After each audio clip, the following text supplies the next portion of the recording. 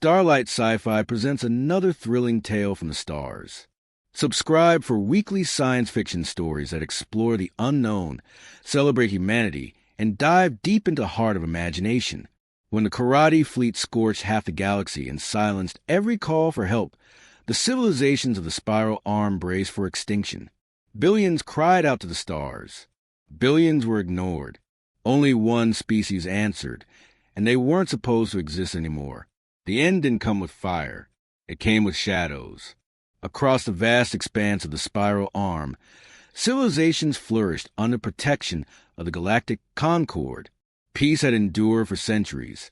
Too long, some said. Complacency settled like dust on once alert minds. Trade thrived. Borders softened. Armies shrank to ceremonial guards and deterrent fleets that hadn't seen true battle in generations. Then the karate arrived. They weren't discovered through diplomatic envoys or exploratory probes. They made their presence known by erasing entire star systems. No warning. No introduction. One day, a planet was home to billions.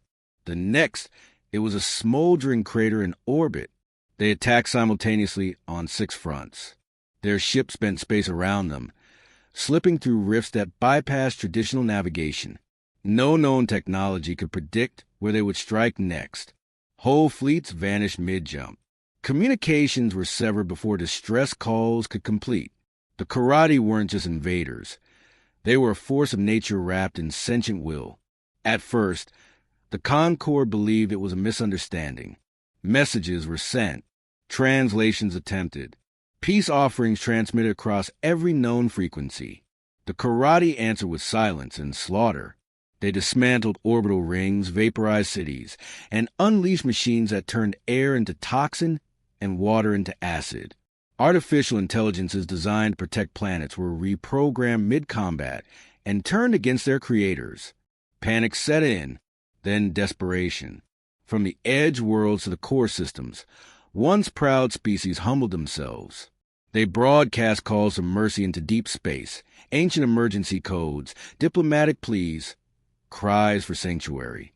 Long-abandoned protocols were reactivated, hoping that distant allies, dormant outposts, or forgotten colonies might hear the calls. But no one responded. The most advanced species fell first, their dependence on precision and order becoming their downfall. Their systems were too clean, too perfect. The karate thrived in chaos. They twisted technology like sculptors shaping clay, turning every advantage into a vulnerability. The galaxy darkened, planet by planet. Survivors became stories. Whole archives disappeared. Cultures burned in silence. Even the great Central Council of the Galactic Concord, once a beacon of unity, went offline.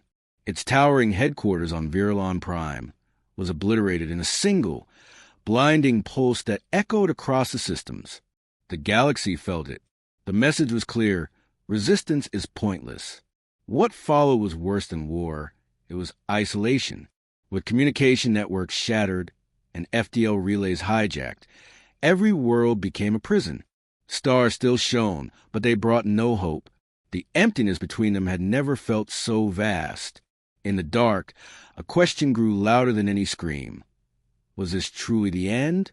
And in that darkness, when even the bravest species gave up hope, something stirred beyond the edge of known space. Something old, something human. And it was listening. Among the thousands of species across the stars, the story of humanity had always carried a certain weight. Part cautionary tale, part myth, and entirely unfinished.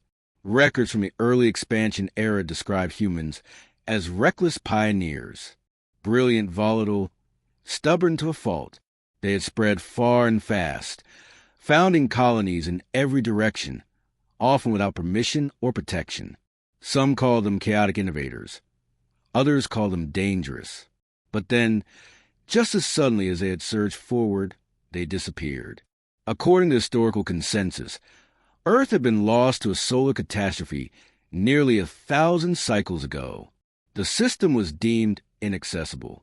Debris fields where colonies once stood suggested mass evacuations or annihilation. Trade lanes once busy with human activity went silent. Embassies emptied. Their home sector was eventually marked as presumed dead. A few explorers dared to scan the region, finding only dense radiation clouds and scrambled telemetry. AI surveyors declared it a tomb. Over time, curiosity gave way to forgetfulness. Humanity faded into legend. So when an archaic transmission burst across emergency channels in the far reaches of the Orion cluster, no one knew what to make of it. It wasn't clean. The signal was fractured, carried on obsolete bandwidths, and layered beneath waves of static. Experts almost dismissed it as noise. But beneath the distortion was unmistakable structure, ancient Earth languages, layered musical harmonics, and at the center, a chillingly simple message. We're coming. At first, the message sparked confusion. Was it a hoax? A remnant echo from long-lost satellites? But the signal wasn't fading. It was growing stronger, repeating across more systems, routing through pathways a Concorde hadn't used in centuries. Then came the impossible. Earth reappeared, not in the sense of visibility. The planet had always technically been there, hidden behind warp sensor data and misdirected probes. But now its veil lifted. Ships that had previously reported dangerous anomalies in its orbit were suddenly able to see clear gravitational patterns, stable coordinates, and most impossibly signs of life. Humanity hadn't been destroyed. They had hidden, carefully, deliberately. Their entire solar system had been wrapped in a kind of quantum cloaking field, projecting chaos to any approaching eye. They had disguised themselves as extinction. But it hadn't been fear that drove them into the shadows. It was preparation. Human archives, once dismissed as overly dramatic, had long spoken of final war, a reckoning that would one day reach the heart of their species. The day had come, and instead of facing it too early, they had vanished beneath layers of secrecy. They had watched. They had waited. Now, as the galaxy burned and empires fell, they emerged from the dark, not as a plea for help, but as a promise. The humans hadn't forgotten, and they weren't coming to talk. They were coming to answer. The return of humanity wasn't heralded by grand declarations or shimmering fleets parading across the stars. It began with subtle disruptions, the kind most systems chalked up to sensor malfunctions or cosmic interference. Flickers of energy at the edges of forgotten jump gates. Ghost signatures in sectors long thought uninhabited. Static-laced bursts of archaic code transmitting across ancient frequencies. But soon, the galaxy realized something was moving, something vast. Across the remnants of the galactic Concorde, scrambled intelligence reports surfaced. Entire karate patrols vanishing without a trace. Surveillance drones catching glimpses of massive structures drifting silently through asteroid fields. Structures shaped like ships, but unlike anything currently in use. Obsolete, crude, terrifyingly functional. Then they began to emerge. From behind debris clouds, old mining belts and black zones long written off as uncharted or dead, the ships revealed themselves. They bore names etched in languages no longer spoken. New Chicago, Orbital Lagos, Mumbai Dawn, Tianjin Horizon, scar hulls, exposed framework. No polish, no elegance. They didn't look like saviors. They looked like war machines built by survivors who had nothing left to lose. The first confirmed human fleet entered real space near the Orion Remnant, a region overrun by karate scouts. The ships moved without formation, each vessel independently charting a course through enemy territory. No warning, no identification protocols. They moved like predators, fast, quiet, and deliberate. Without sending a single broadcast, they struck. The opening salvo was raw and unrelenting. Massive kinetic slugs, the kind long deemed inefficient by modern standards, were launched at relativistic speeds. The karate, accustomed to energy weapons and elegant engagements, were caught off guard. Their shields crumbled under the sheer force of impact. Their AI system struggled to adapt to crude but brutally effective tactics. In minutes, the karate formation had been shredded. Survivors attempted to retreat. only to find their navigation distorted by hidden gravity wells and jamming signals seeded into space itself. Humanity hadn't just returned. They had turned the battlefield into a trap. Observers watched in stunned silence. This wasn't the coordinated effort of a unified military force. It was something older, more primal. Every human ship moved as if it had a personal score to settle. Across the fractured remains of the Concorde, fragments of the battle were analyzed. The humans were deploying weapons once considered relics, ballistics, magnetized slugs, thermal missiles. Yet somehow, they were enhanced far beyond their original design.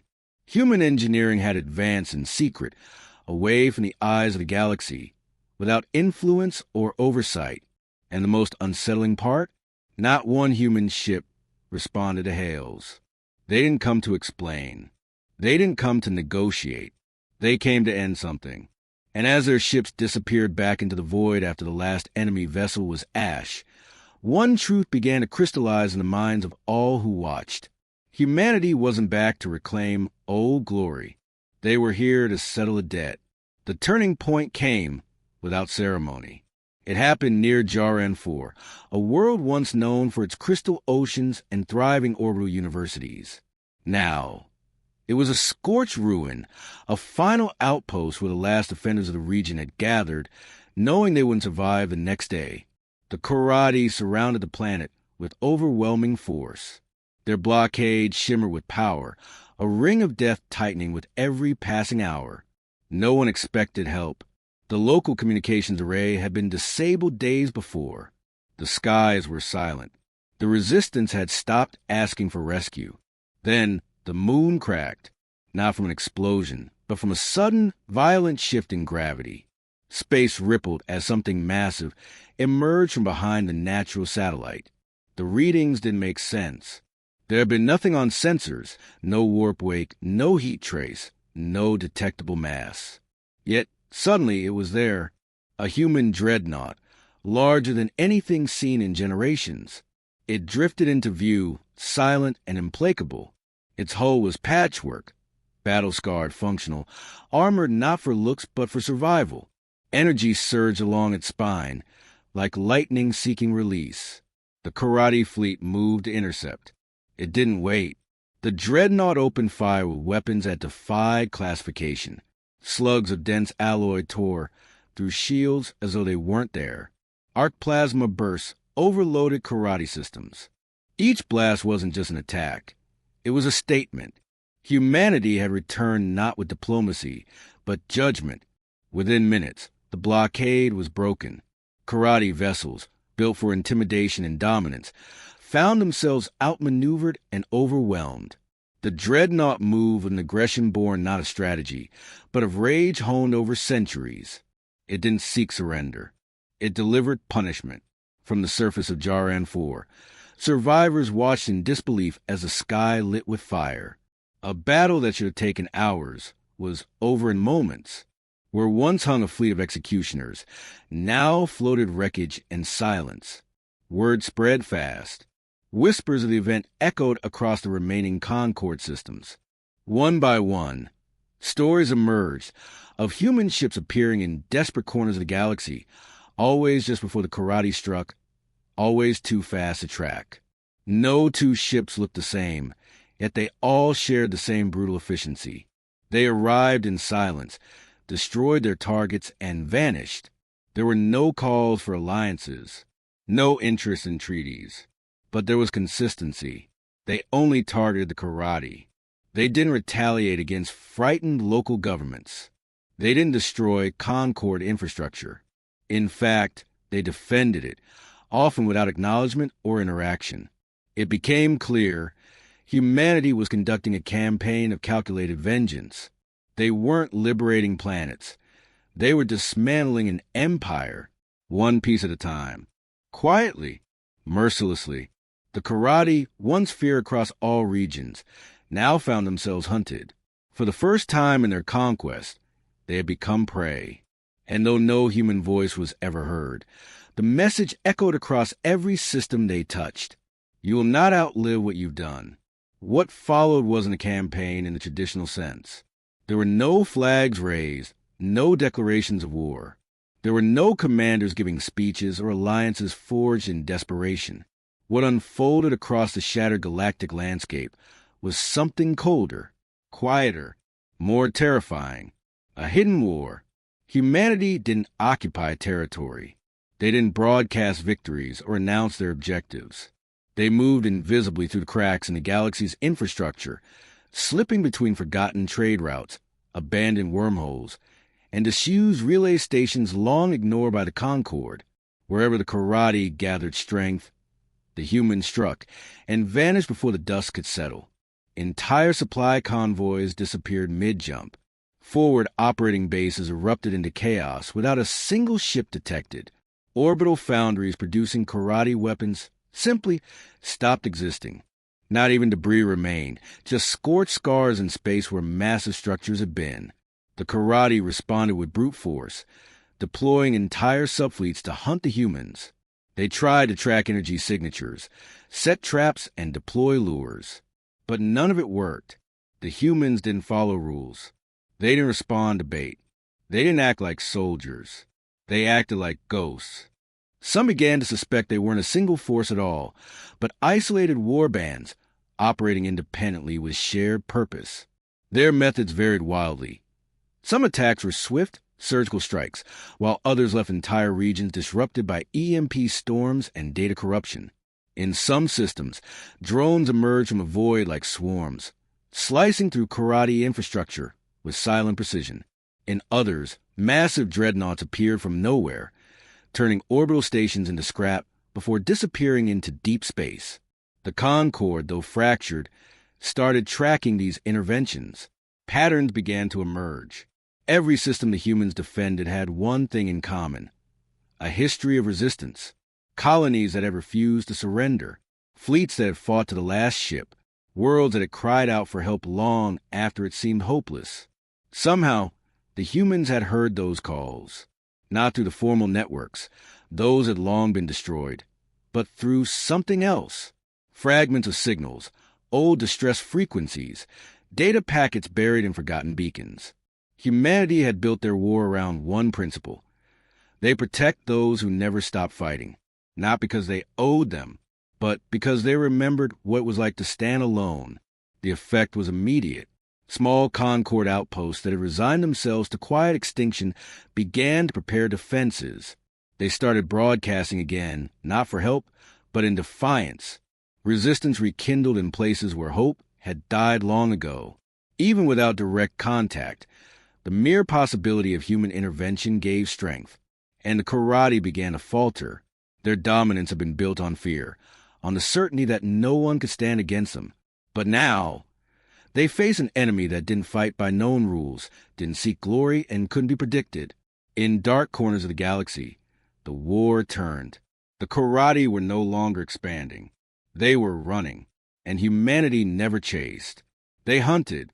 It began on Varnak's Reach, a dying colony orbiting a fractured moon, its people living in the ruins of once glorious cities. The karate had come months earlier, not to conquer, but to punish.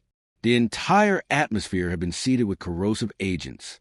Survivors huddled in subterranean tunnels, rationing filters and water, waiting for the inevitable end. But the end never came. Instead, salvation arrived without warning. The skies above Varnak's Reach flickered with unfamiliar light, distant and pulsing, like the heartbeat of a dying star. Then the poison stopped. The corrosive mist dissipated in hours, drawn upward and out into orbit by forces the colonists couldn't understand. Above them, a vessel appeared, sleek and massive. Its hull glowed with energy but emitted no heat, no signal, no sound. It didn't descend or announce itself. It simply hovered in place, a silent sentinel. When the colonists dared to emerge in the tunnels, they found supplies waiting, delivered in sealed crates that bore no flag, no markings, only ancient Earth numerals scorched into metal, advanced filtration systems, medical nanites, ration blocks designed to last for years, tools, weapons, and encrypted data cores filled with knowledge long lost to the rest of the galaxy. It was a miracle wrapped in steel. Varnak's Reach wasn't alone. Across the war-torn systems, similar acts unfolded. On Thressa Prime, an agricultural world set ablaze by orbital bombardment, clouds formed from nothing and rain for first time in months. Rain seeded from orbit by autonomous drones. On the ruins of Keller Station, long thought uninhabitable, displaced families found the interior scrubbed clean of toxins and power restored to the lower decks. Each act came without witnesses. The humans never stayed. They left no diplomats, no monitors, no claims. Just aid, just action, just results. What made it all the more surreal was that these acts of mercy followed in the wake of destruction. Where human ships struck the Karate, no trace of the enemy remained. But where survivors clung to life in the shadows, help arrived with silent precision. It wasn't generosity. It was a choice. Humanity hadn't come only for vengeance. They had come to restore, but only for those who had endured, for those who hadn't surrendered, who hadn't collaborated, who hadn't sold out others in pursuit of safety. It wasn't cruelty. It was justice. For centuries, the galaxy had labeled humans as dangerous, unpredictable. But now, they were something else entirely, measured. Every action was intentional. Every rescue, calculated. Every spared life, earned. And still, they never spoke. No messages. No recordings. Just results. As more systems were freed, a quiet reverence began to grow, not for humans as conquerors, but for what they represented, a force that didn't forget, a species that, despite all odds, had not only survived the worst, but returned to lift others from it. The Karate had no answer to this. Their empire had no room for mercy, and no defense against those who wielded it with strength. And so, across the stars, a whisper took root in the hearts of the broken. If you endure long enough, the humans will come. The end didn't come with a grand final battle. No fleets clashed in glorious spectacle. No desperate stand marked the climax. The Karate, who had once silenced the galaxy with fire and fear, simply began to disappear, one stronghold at a time. It started in the Marent cluster, a fortified zone believed impenetrable. Fortress worlds encircled by minefields, black hole proximity defenses, and adaptive AI control fleets. Without warning, their command relays failed. Then their satellites blinked out.